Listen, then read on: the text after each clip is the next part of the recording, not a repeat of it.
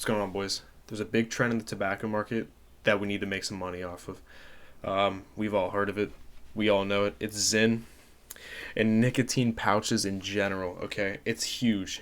It's going. I wouldn't say to the moon, but I'm saying it's going up substantially very soon. I think with these, at least if they realize the revenue earned from Zyn and other like tobacco pouches like it, if they realize that revenue this quarter, we'll see some pretty good returns. But if not, it's coming next quarter, and it's coming even hotter than the quarter before. Okay, I just really want to just talk about like why I feel this way and why I believe it to be true. Right, so Juul was super big 7 to 10 years ago. Everybody's heard the legends of the mango pods, or they wrote them themselves.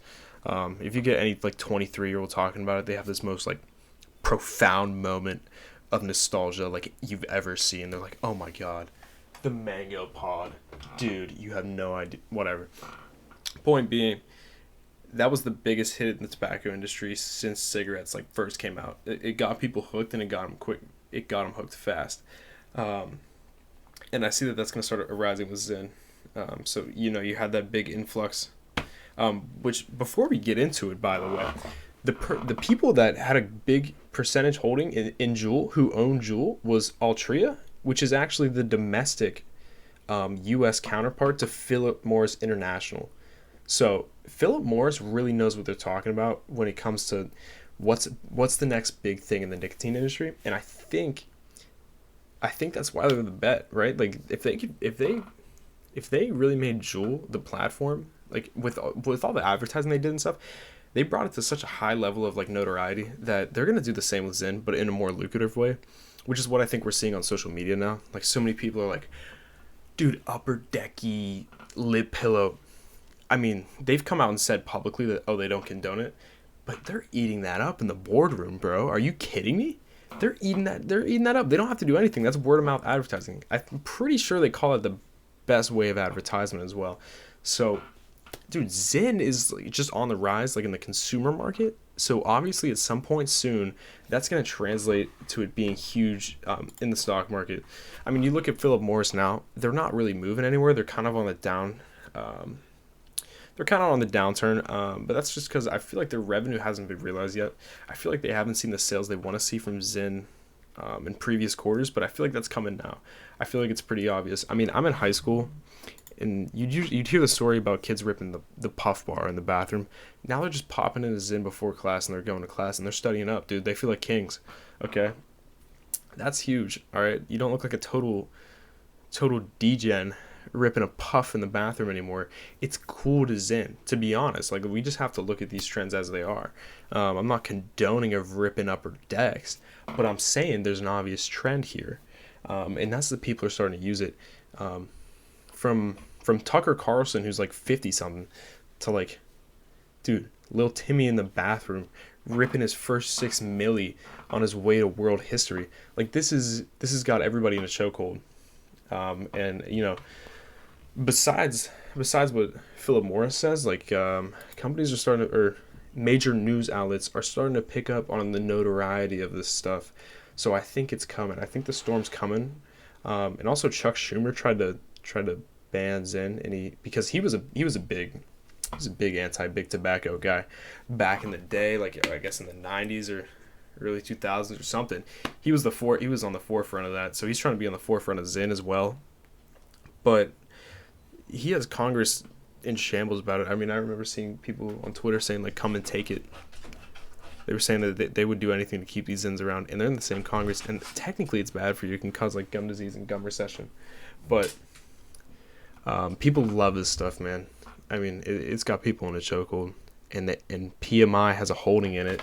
And it's hard to argue with it. I mean, even from a consumer standpoint, if you vape, and you look at Zyn, the chemical comparison from Zyn to vape, this is just showing mass spectrometry of a Zyn. This is the wintergreen flavor.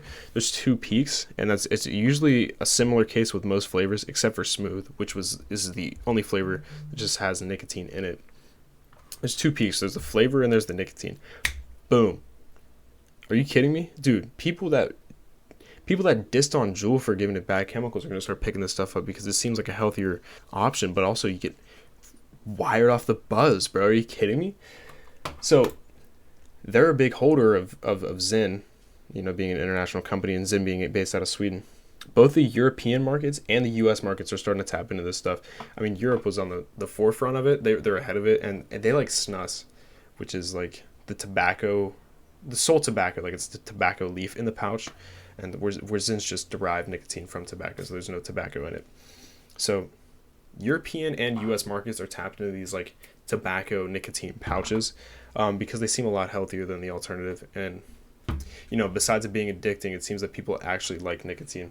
So I expect that whenever they realize these revenues from this, the stock's gonna boom. And the reason I think it's gonna boom, it's gonna be like a long though. It's not gonna be like a short term like sort of thing. Is that the domestic version of Philip Morris International is Altria, which they were the holder of Juul because they were an American company, right? So, I mean, just look at this.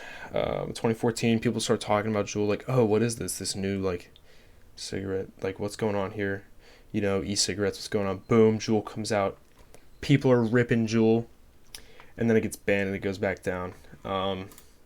I can't really foresee Zyn being banned, only because there's not like lucrative advertising processes from Philip Morris International. Like I said, like they're coming out and saying that, oh, don't talk about Zyn this way on social media, only advertise it to people over 21.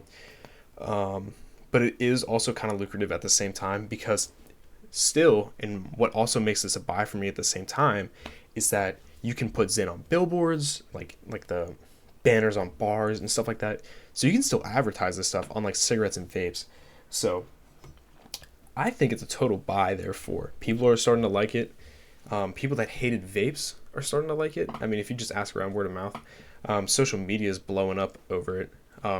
With all age demographics too. It's not like just a trendy like high school or college funny thing. I mean, Tucker Carlson to like I said, Lil Timmy in the BR, bro.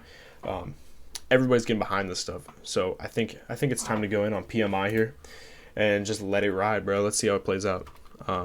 That's really all I have to say about it. I'm all in on Zyn. It's got a nice ring to it. We'll see how it plays out. See ya.